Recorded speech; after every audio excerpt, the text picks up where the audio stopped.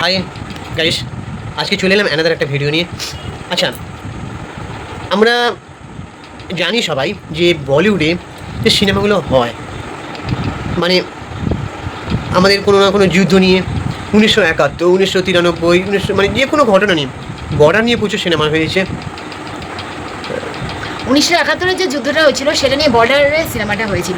71 হয়েছিল, সেটা 94 কি 95তে হয়েছিল। তারপরে গাদার নিয়ে, মানে প্রচুর, মানে আমাদের ইন্দো পাক নিয়ে প্রচুর সিনেমা হয়েছে। বলিউড এটা ভালো পারে, কিন্তু বলিউডে একটা জিনিস ভীষণ মানে লজ্জার ব্যাপার লাগলো। মানে কি বলবো, মানে এই যে অপারেশন সিঁদুর যে ঘটনাটা ঘটলো 6ই মে রাতে, মাঝ রাতে 7ই মে পড়ে গেছিলো, যাই হোক। সো এই যে ঘটনাটা ঘটার একদিন পরই বিভিন্ন বড় বড় প্রডিউসাররা বলিউডের, তারা মানে নাম রেজিস্টার করতে চলে গেছে যে মানে অপারেশন সিঁদুর নামে তাদের এই টাইটেলে কোনো সিনেমা বানানোর জন্য। হ্যাঁ হ্যাঁ, মানে আমি সেটা দেখলাম, মানে তার মধ্যে বড় বড় মানে বিভিন্ন নাম করা প্রডিউসার আছে। নামগুলো এখানে বলছি না, বিভিন্ন বড় বড় নাম করা প্রডিউসার আছে। মানে আমাদের বলিউডের সেলিব্রিটি কী চায়, মানে দেশের ভালো কি আদৌ চায়? মানে সব কিছুতে ব্যবসা কেন, সব কিছুতে ব্যবসা কেন? এই সময় আমাদের দেশের যে অবস্থা, মানে এই যে মানে নারকীয় ঘটনাটা ঘটলো, যে কবে ঘটলো, 22শে এপ্রিল। তারপরে অপারেশন সিঁদুর ঘটলো। অপারেশন সিঁদুর যে অভিযানটা হলো, মানে কেন হলো? কারণ তাদেরকে বলা হয়েছিল যে এই ঘটনাটা সুরাহা করতে, এই ঘটনাটা সুবিচার তারা যেন করে খুব তাড়াতাড়ি, বা আমাদের সাথে যেন যোগ দেয়, এরকম একটা বলা হয়েছিল তো। কিন্তু তারা শুনতে চায়নি বা কোনো মানে কর্ণপাত করেনি। তার জন্য অপারেশন সিঁদুরটা করা হলো। এই জঙ্গি ঘাঁটিগুলোকে ধ্বংস করা হলো কেন? এই জঙ্গি ঘাঁটিগুলো আবার যেন আমাদের উপর হামলা যেন না করে, এই তো। সো এবার এটাকে নিয়ে, মানে এই যে অপারেশন সিঁদুরটা হলো, এবারে সবার কী মনে হয়, পাকিস্তান আবার হামলা করবেন, আবার আমাদের মতো সাধারণ অনেক মানুষকে মরতে হবে? কে বলতে পারে কালকে অনেক ইন্ডিয়ান আর্মি না কেউ মরবে না, তাদের কোনো ক্ষতি হবে না? আমার কাছে কথা হচ্ছে এই যে মানে ঘটনাটা, মানে আরও তো একটু সময় নেওয়া যেত, যে মানে পরিস্থিতি আবার মানে কোন দিকে যায়। ঘটনাটা যতদিন না নিষ্পত্তি হয়, মানে যতদিন না একটা শান্ত পরিবেশ তৈরি হয়, 2 বছর 3 বছর 5 বছর পরে রিসার্চ করুক, পুরোপুরি তথ্য কালেক্ট করুক। বলিউড এখন মানে বাজেটের দিক দিয়ে 1 নম্বরে, কিন্তু রিসার্চ করার টাইমটা তারা নিচ্ছে না।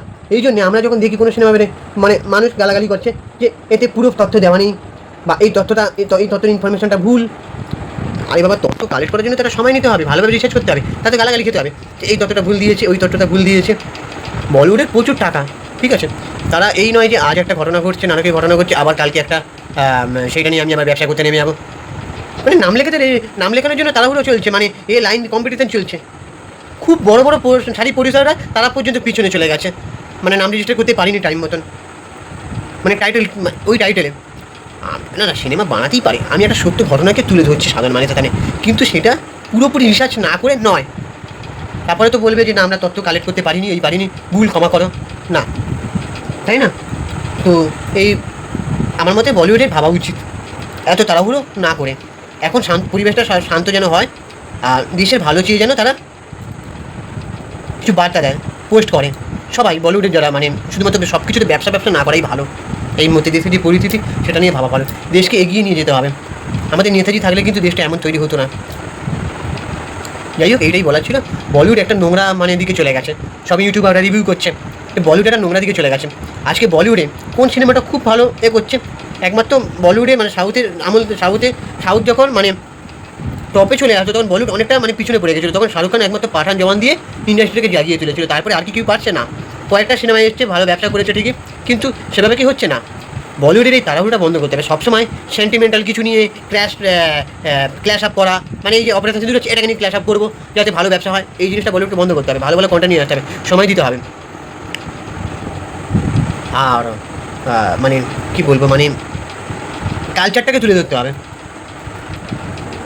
সাধারণ মানুষের হয়ে কথা বলতে হবে। এই যে রাজনীতির নোংরা দিকটা, সেটা তুলে ধরেও কিন্তু অনেক সিনেমা বানানো যায়। সাধারণ মানুষের হয়ে বলা, তাদের সাধারণ মানুষের হল ভর্তি করে দেখবেন।